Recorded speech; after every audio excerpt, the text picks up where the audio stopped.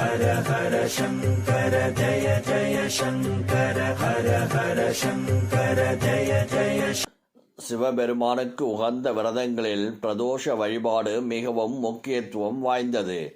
இதை தை மாதத்தில் வருவது மிகவும் சிறப்பானதாகும். இந்த ஆண்டு தை மாதம் தேய்பிறை பிரதோஷம் ஜனவரி 27 அதாவது தை மாதம் 14 வருகிறது. இந்த பிரதோஷம் மிகவும் சிறப்பு வாய்ந்ததாகும். சிவபெருமானுக்குரிய வழிபாட்டு நாளான திங்கட்கிழமையில் வருகிறது. இதனால் இதை சோமவார பிரதோஷம் என்கின்றோம்.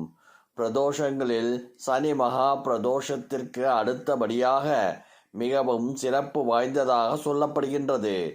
திங்கட்கிழமையில் வரும் சோமவார பிரதோஷமாகும்.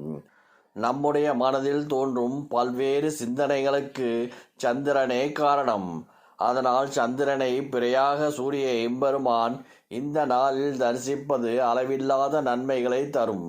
பிரதோஷ தினத்தன்று மாலையில் 4 மணியிலிருந்து 6 மணிக்குள்ளாக சிவன் கோவிலுக்கு சென்று பிரதோஷ தினத்தில் செய்யப்படும் சோம சுத்த வலம் வந்து நந்தி பகவானையும் சிவனையும் சண்டிகேஸ்வரரையும் வணங்க வேண்டும். திங்கட்கிழமையில் வரும் பிரதோஷம் சோமவார பிரதோஷமாகும். திங்கட்கிழமை நாளில் வருகின்ற பிரதோஷத்தன்று சிவ தரிசனம் செய்தால் கடன் தொல்லை நீங்கும், சுபிட்சம் உண்டாகும், புத்திர பாக்கியம் கிடைக்கும். பிரதோஷ வேளையில் நந்தியும் பெருமானுக்கு அருங்கும்புல்லும் அல்லது வில்வ மாலை சாற்றி நெய் விளக்கு ஏற்றி பச்சரிசி வெல்லம் வைத்து பூஜை செய்யலாம். பிரதோஷ நேரத்தில் நமச்சிவாய மந்திரம் ஜபிப்பதால் நமது முன்னோர்கள் 7 தலைமுறையினர் செய்த பாவங்கள் அனைத்தும் விலகும். பிரதோஷ காலத்தில் சக்தியோடும் முருகனோடும் இணைந்த சோமஸ்கந்த மூர்த்தியை தரிசித்தால் குடும்ப உறவுகள் மேம்படும். சோமவார பிரதோஷத்தன்று நடராஜமூர்த்தியை வழிபட்டால் வாழ்வில் முன்னேற்றத்தை காணலாம். பிரதோஷ விரதம் இருந்து சிவனை வழிபட்டால் குழந்தை பாக்கியம் இல்லாதவர்களுக்கு குழந்தை பாக்கியம் கிடைக்கும். திருமணமாகாத கன்னி பெண்களுக்கு விரைவில் திருமணம் நடைபெறும்.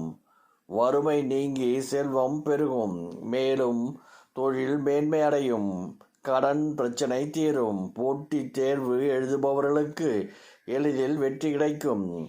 பிரதோஷ நாட்களில் சிவாலயங்களில் சிவனுக்கு பால், தேன், தயிர், சந்தனம், பன்னீர், திருநீறு மற்றும் பஞ்சாமிர்தத்தால் அபிஷேகம் செய்து வில்வம், அரளி, தாமரை, மல்லிகை மலர்களால் அர்ச்சனை செய்த பின் தீபாராதனை நடைபெறும். இறைவனுடைய கூடவே அவருடைய வாகனமான நந்தி தேவருக்கு அபிஷேகம் நடைபெறும்.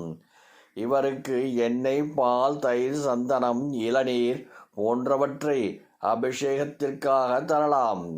பின் அருகம்புல் பூ சாற்றிய பின் வில்வத்தால் அர்ச்சனை செய்வது வழக்கம்.